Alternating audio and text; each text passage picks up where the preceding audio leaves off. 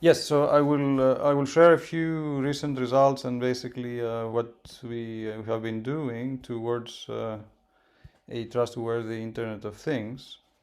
And to motivate this, oops, let me show what has been the understanding, let's say, many years ago, that everything basically connects, and this creates a great deal of new opportunities, essentially transforming any process or any environment from what we know into a smart one with the help of new information and communication technologies.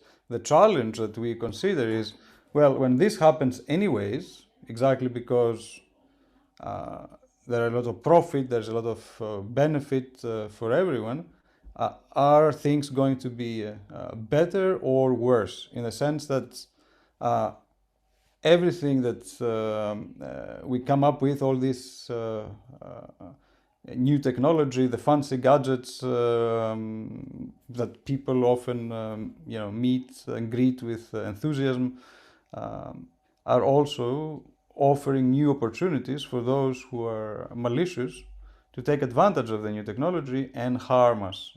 So here you see again from the same journal, which is a non-technical one, but that shows basically the the interest overall.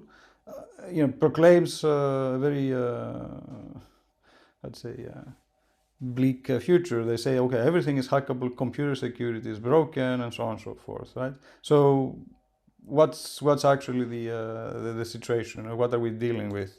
And essentially what we want in the end is to avoid exactly what I'm showing here, that we don't want the new technologies to introduce new vulnerabilities. And to do so, we need to design security and privacy correctly. And we would rather not separate the two. And what I will be talking about is a number of lessons learned, starting from protocols which are designed but also proven correct, to actual implementations and field demonstration of technologies. And I will just pick, basically I will flash slides and projects and just say two sentences for each, just to basically show also what is the breadth of these systems and what we are dealing with. So that's just a banner slide for the group, what we are working on. Essentially, we combine systems work and theory of different types. So project one, or area one, vehicular communications, connected vehicles which communicate with each other to provide transportation safety and efficiency. Well, the challenge here is to secure this communication. All of a sudden, if we don't do this, our vehicles could be getting all sorts of malicious commands and data from any other vehicle around, or anyone who just has an antenna and just aims at our area. At the same time, having a vehicle that basically beacons at all the time where it is, where it's going, and all sorts of private information you can think of, is a nightmare. Essentially, you have a big brother, basically following you everywhere you go. So we need to do both. So we design protocols and architectures provide both security and privacy, and there's standardization efforts and so on and so forth. Now, one very recent result has to do with automated driving. So essentially, imagine now, it's not only that the cars notify you about what is going on, and then you as a driver take action, but they take action by themselves. So there, the challenges are even more important. So you need even to have mechanisms that detect if someone is injecting false information and could lead to or create a collision, for example. So now, how do you do this? What is a cornerstone? Well, you have to have credential management. So basically, you need to know how to separate the devices into legitimate ones and those that are not part of the system, and provide credentials that allow them to prove that this is the case. But also, if something goes wrong, you basically remove those devices from the system, and the scale of the system is a big challenge. So think of the internet and every website that has a let's say one certificate, one small lock at the top of your screen. So now in the Internet of Things, you have many more devices than websites, and then you have each of those devices having multiple small locks or credentials. Yeah. So what is critical here is to manage this massive scale of credentials.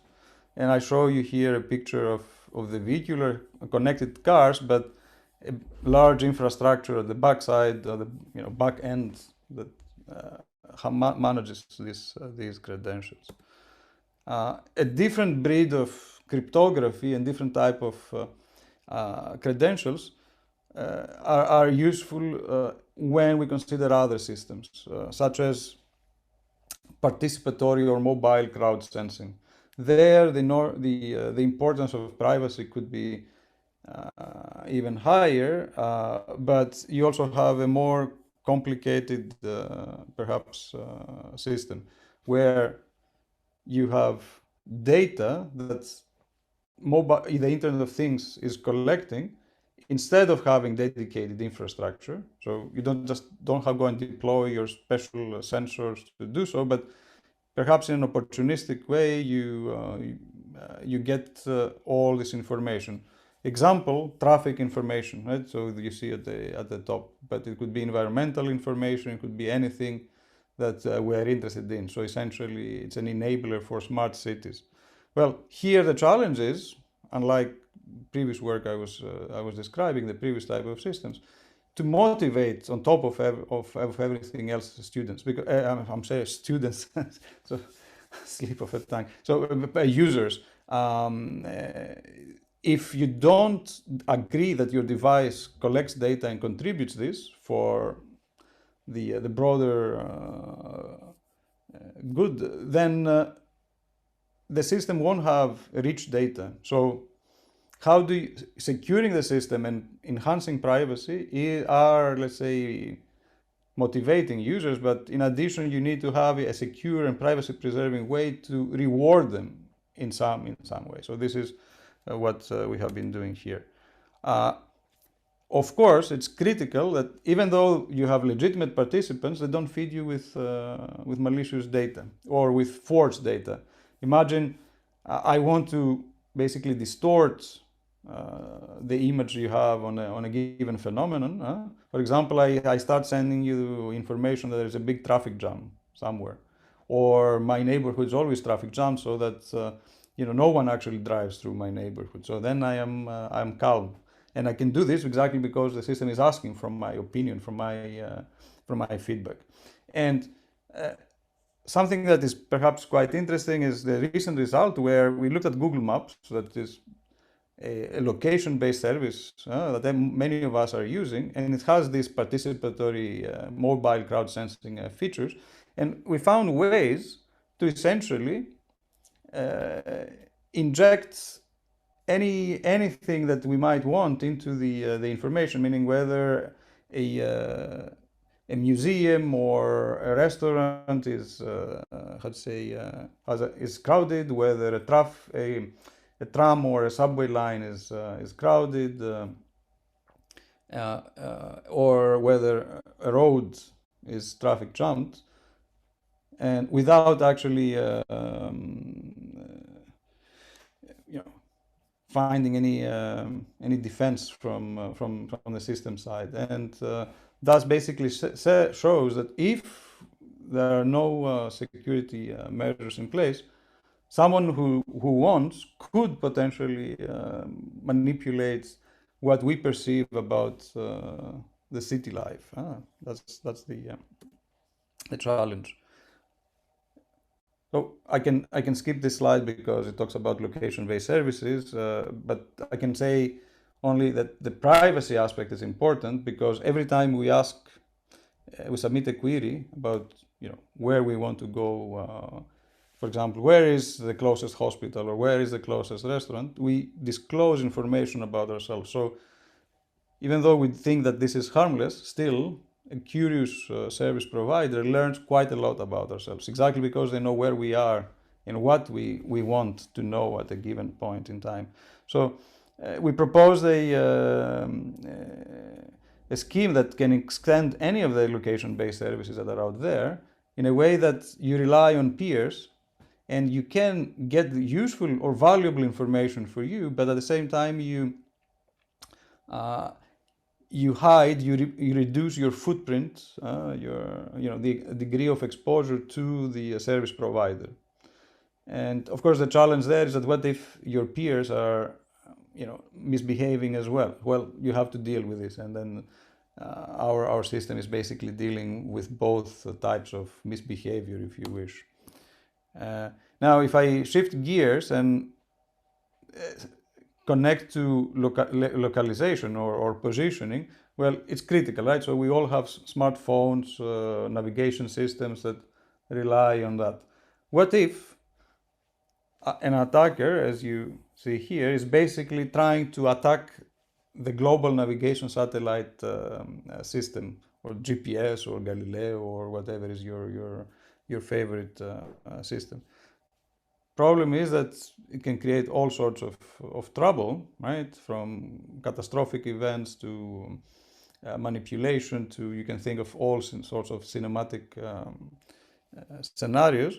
So what we are doing is that we are designing enhanced receivers, GPS receivers, let's say, that basically detect when something starts going wrong, and then you can raise an alarm. And if you manage, you can basically throw away the adversarial signals, what this little devil is transmitting, and then rely on what else you can receive from the actual satellites. And here you see some experimental results and some platforms. We have to basically find ways to show to perpetrate the attacks and then design let's say the countermeasures. Of course, this is GPS, and if you have to do it very carefully in the lab conditions, so that you don't disturb anyone, you don't create any trouble for actual users, and that's something that is very important, exactly because there is an increasing reliance on GPS or GNSS in general. Now, just towards the ending of to the end of this discussion, what I discussed so far is very hands-on, very applied. Of course, there is the underlying, let's say, theoretical background.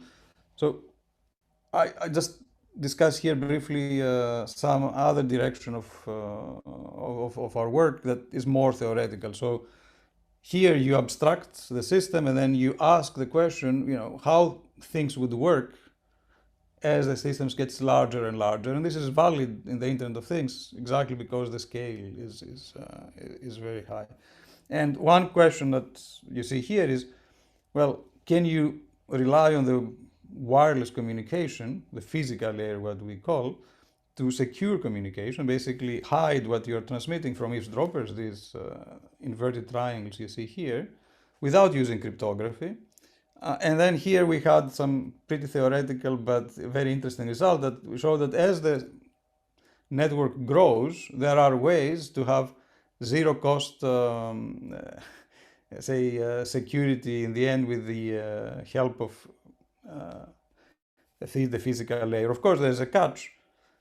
That's always like an interesting thing with theoretical results. You need to know where the attackers are.